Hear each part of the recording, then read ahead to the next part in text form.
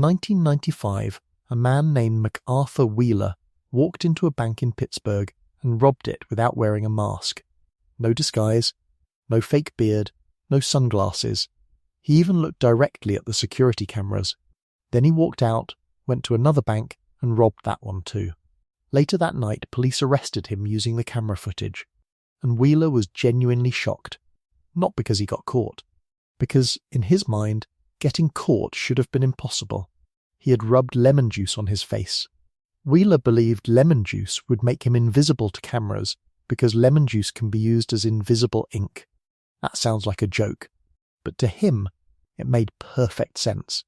And that is the disturbing part. He was not pretending to understand something. He thought he understood it. This strange case caught the attention of psychologist David Dunning, because underneath the stupidity was a serious question: how can someone be so wrong and still feel so certain? In 1999, David Dunning and Justin Kruger published a study that tested people on humor, grammar, and logical reasoning. After each test, participants were asked how well they thought they performed compared to everyone else. The result was uncomfortable. The people who scored the worst did not know they had scored the worst. They thought they had done above average. In some cases, people performing near the bottom believed they were somewhere around the middle or even above it. They were not just failing. They were failing to recognize failure. That became known as the Dunning-Kruger Effect. But here is where most people misunderstand it. The Dunning-Kruger Effect does not simply mean stupid people think they are smart. That is the internet version. The real idea is more dangerous.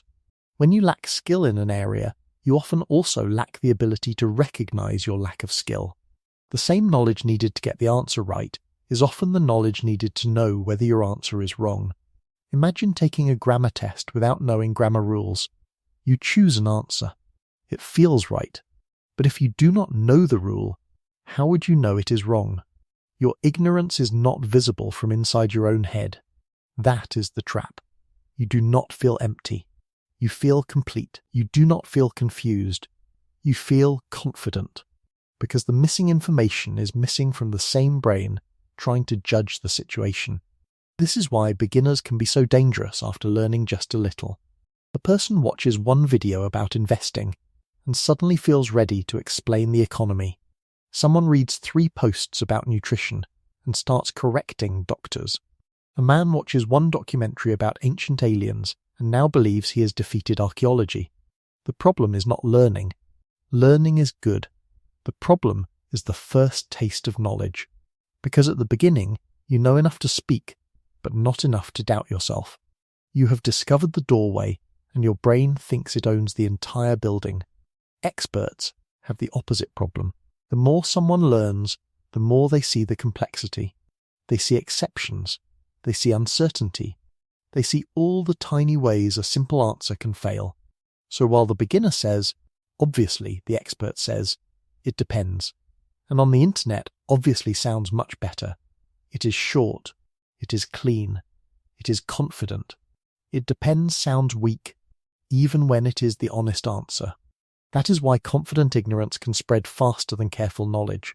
The loudest person in the room is not always the smartest. Sometimes they are just the person who cannot hear the alarms inside their own thinking. And the internet made this worse. Before, someone could be confidently wrong at a dinner table. Now they can be confidently wrong in front of millions. A phone gives everyone access to information. But access is not understanding. Reading about surgery does not make you a surgeon. Watching a finance clip does not make you Warren Buffett. Googling symptoms at 2 a.m. does not make you a doctor. It makes you terrified, awake, and probably convinced you have a disease with 3 recorded cases in human history. The internet gives people facts without structure, fragments without context, confidence without training. And that is the perfect environment for the Dunning-Kruger effect. Because when someone knows absolutely nothing, they may stay quiet. But when they know a little, they often become loud. That little knowledge feels like a flashlight. They do not realize it is only lighting one corner of a massive dark room. There is another twist. You may have seen the famous Dunning-Kruger curve online, the one where beginners climb Mount Stupid, then fall into the Valley of Despair, then slowly climb toward wisdom. It is a great image. It feels true, but it is not the original Dunning-Kruger graph. The original study was not showing that beginners are always more confident than experts in a perfect mountain-shaped curve. It showed that poor performers badly overestimated their performance, while top performers slightly underestimated theirs. So one of the most viral explanations of the Dunning-Kruger effect is itself a simplified misunderstanding of the Dunning-Kruger effect. That is almost too perfect. People confidently explain a bias about confidently misunderstanding things, while confidently misunderstanding it. The universe has a sense of humour, but the real point is not to mock people, because this is not something that happens only to other people. That is the final trap. The moment you learn about the Dunning-Kruger effect, your brain wants to place you outside it. You start thinking of your uncle, your co-worker, that person online, the fake expert, the loud guy at dinner. But the effect is not dangerous because fools fall for it. It is dangerous because everyone has areas where they are a beginner. You may be smart in one field and completely blind in another. A brilliant engineer can be wrong about medicine. A great doctor can misunderstand economics. A talented artist can be clueless about history. A successful business person can believe success made them wise about everything. Competence does not automatically transfer. Being good at one thing can even make you overconfident in another, because your brain starts confusing intelligence with expertise. But expertise is local. It belongs to a specific domain. You earn it one field at a time. And this is why the Dunning-Kruger effect is so uncomfortable. It does not just say ignorant people are confident. It says confidence is not proof of knowledge, even when it is your confidence. Especially when it is your confidence. So what do you do with that? You cannot live with zero opinions. You cannot question every single thought forever. But you can build a habit of pausing. Ask, how would I know if I were wrong? Have I actually studied this, or have I only heard enough to sound informed?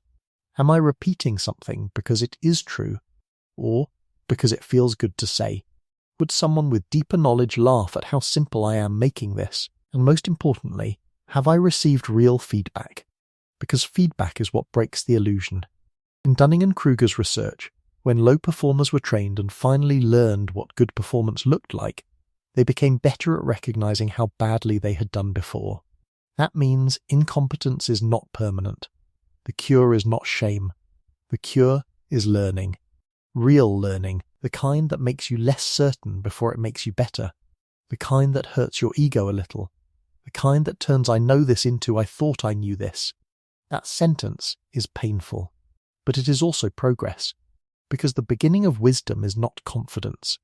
It is calibration, knowing when to speak, knowing when to listen, knowing when your certainty is earned, and knowing when it is just lemon juice on your face. MacArthur Wheeler walked into those banks believing he had found a trick nobody else understood, but the trick was never on the cameras. It was on his own mind. And that is the real warning of the Dunning-Kruger effect. Your brain can make ignorance feel like knowledge. It can make a guess feel like proof. It can make a beginner feel like an expert. And it can do all of that while hiding the mistake from the only person who most needs to see it. You. So the next time you feel absolutely certain about something you barely had to work to understand, be careful. That feeling might be wisdom, but it might also be the lemon juice talking.